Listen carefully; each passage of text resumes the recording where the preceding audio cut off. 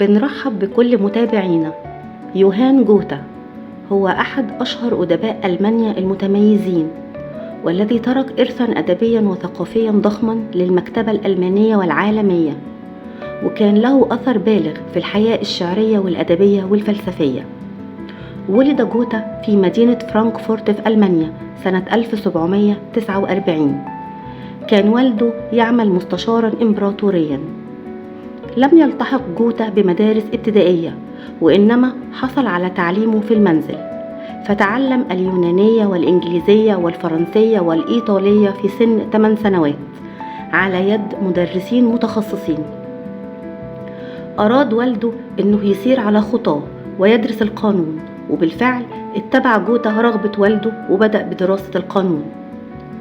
اشتهر يوهان جوتا بكثرة سفره وتنقله، حيث زار معظم دول العالم رغبة منه في الحصول على كم من العلم يمكنه من الانضمام إلى قائمة أشهر العلماء، إلى جانب رغبته في تطوير علومه وثقافته.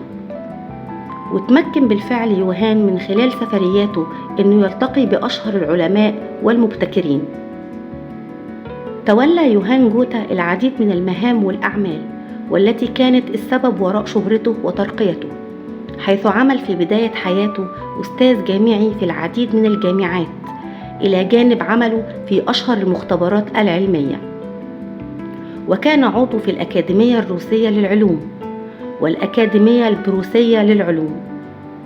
ظهرت اهتمامات يوهان جوتا في علوم الفلسفة بالتحديد من خلال تجاربه وأبحاثه التي كانت تهتم بذلك العلم، حيث اهتم بكل ما يتعلق به من نظريات وفرضيات، إلى جانب أنه تمكن من تقديم شروحات تفصيلية لكل الأمور التي ترتبط بعلوم الطقس والتشريح والقانون، حتى نجح وازدادت شهرته ومكانته العلمية والعملية في العالم.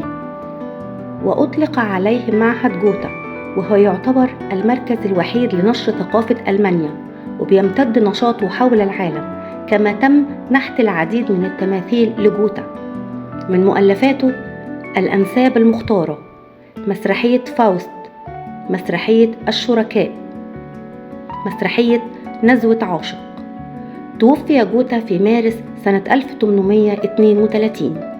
والآن نترككم مع مختارات من أقواله، فلنتابع.